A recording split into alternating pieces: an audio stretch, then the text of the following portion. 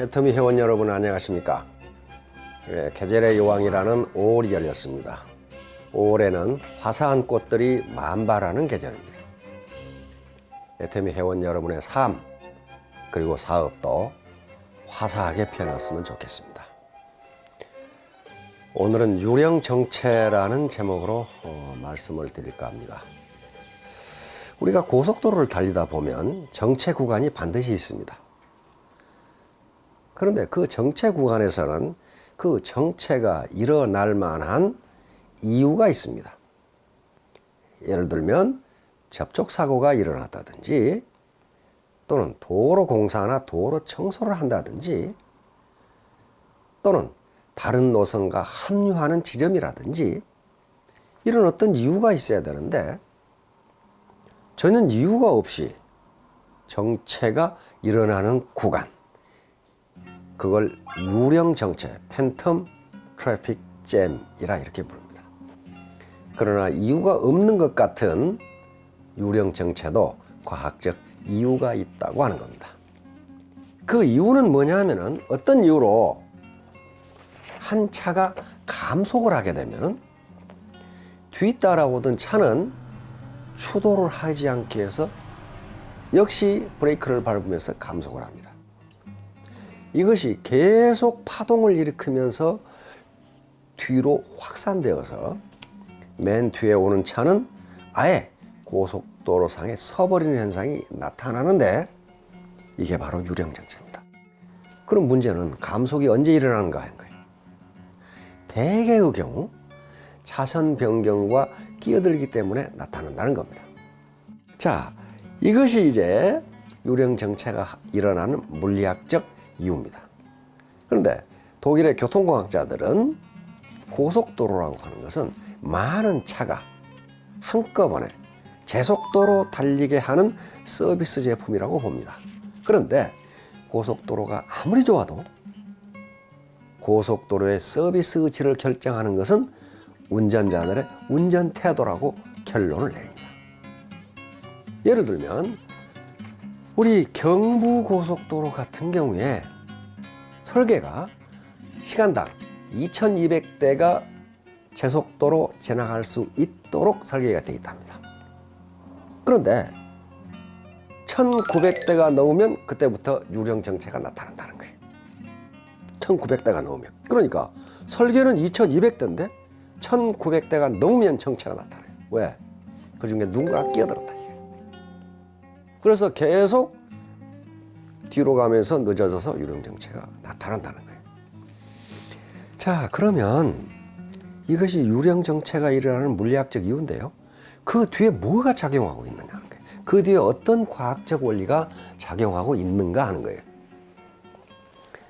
첫 번째, 심리학적 이유입니다. 그러니까 내가 1차선으로 달리는데 1차선은 막히는데 2차선이 빨리 빠지면 나만 손해보는 것 같은 기분이 들고 나만 바보가 되는 것 같은 기분이 들어서 빨리 빠지는 2차선으로 끼어든다는 거예요. 그러면 그 차선도 막히고 다른 사람이 3차선으로 끼어들고 그러면 그 차선도 막히고 다른 사람이 4차선으로 끼어들면 그 차선도 막혀서 온 차선이 다 막혀버리는 그런 현상이 나타난다는 거예요.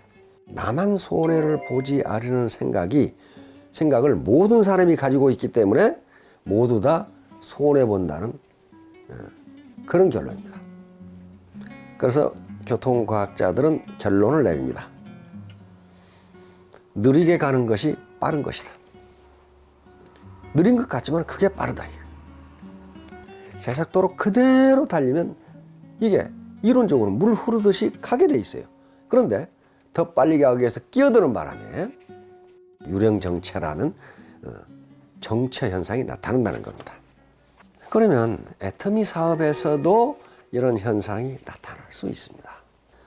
아니, 다른 라인, 형제 라인, 아니, 다른 사람들은 굉장히 빨리 직급 상승을 하는 것 같은데 나만 늦어, 나만 늦는 것 같아요. 회사에서 하라는 대로 원칙 중심으로 하다가 사람 중심으로 하다가 나만 늦어지는 것 같아. 그래서 배팅도 하고 유인하기도 하고 누구누구 몰아주기도 하고 그러면서 직급 마케팅으로 돌아서. 자, 그런데 그렇게 해서 직급 도전, 이른바 도전이라고 하는 걸 해서 직급이 상승했다고 합시다. 그래서 얻는 게 무엇이고 잃는 게 무엇인가를 생각해 봐야 됩니다. 우선 얻는 것보다는 잃는 게 훨씬 많아요. 어거지로 직급이 올라갔기 때문에 그 직급에 상응하는 리더십도 갖추지 못하는 게 태반입니다. 가장 큰 것은 파트너들의 신뢰를 상실했다는 점입니다. 입으로는 사람 마케팅을 해야 된다고 강조하면서 결국 자신의 문제가 닥치니까 직급 마케팅, 돈 마케팅을 하게 되면 앞으로 그 사람이 아무리 거룩한 말을 해도 파트너들은 믿지 않습니다. 여기서 유령 정체가 일어나는 거예요. 그렇게 되면 너도 나도 그걸 하게 되면 시스템이 망가져 버려요. 애터미 시스템이 망가져 버려요. 그리고 파트너들이 백업해 주지 않는데 어떻게 다음 직급에 정상적으로 올라가겠냐는 거예요.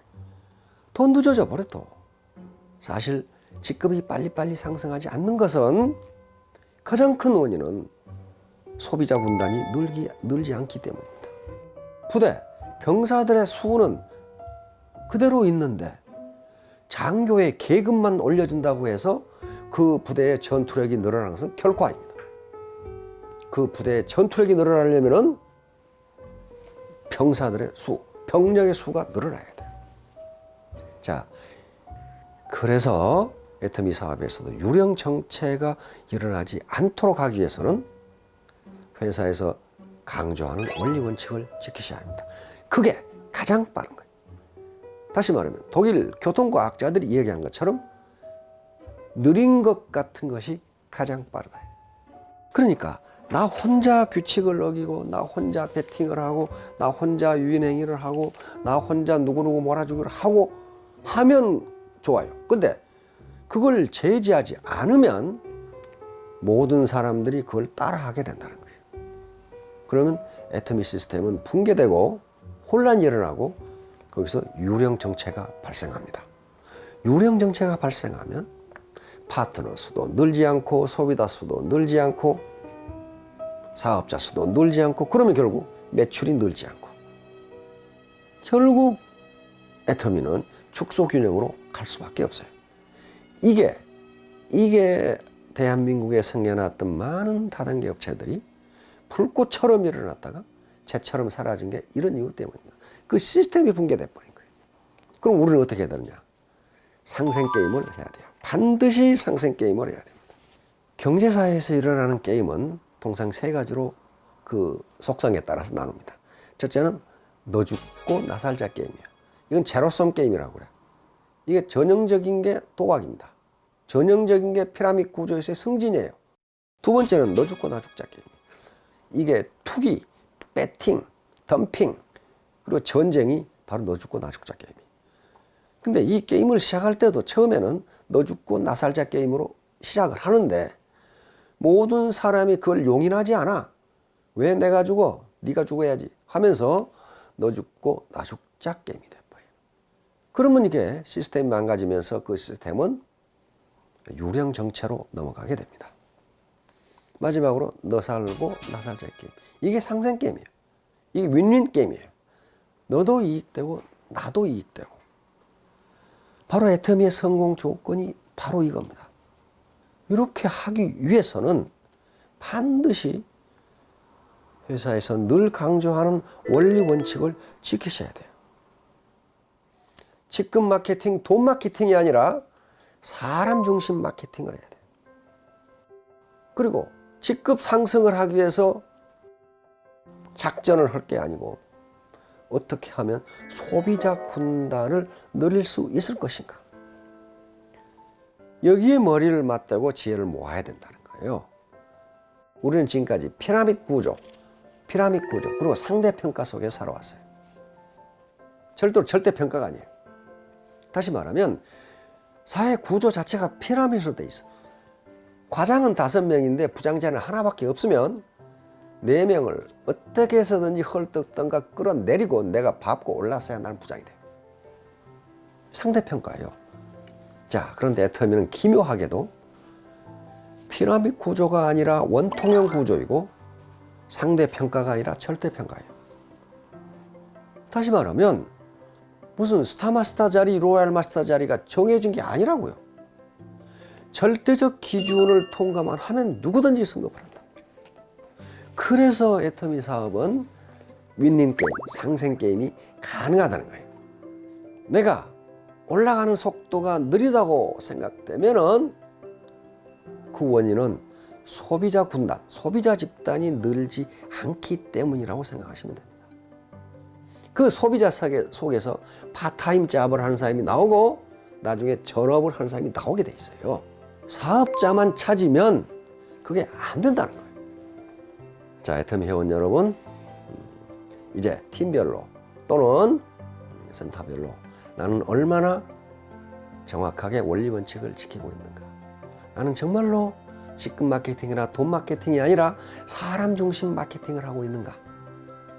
스스로 생각해보고 또 토의해보는 시간을 가지시기 바랍니다. 그렇게 되면 우리 애터미는 3대 상속이 가능하고 100년이 아니라 200년도 가는 건전한 생태계를 유지할 수 있을 겁니다.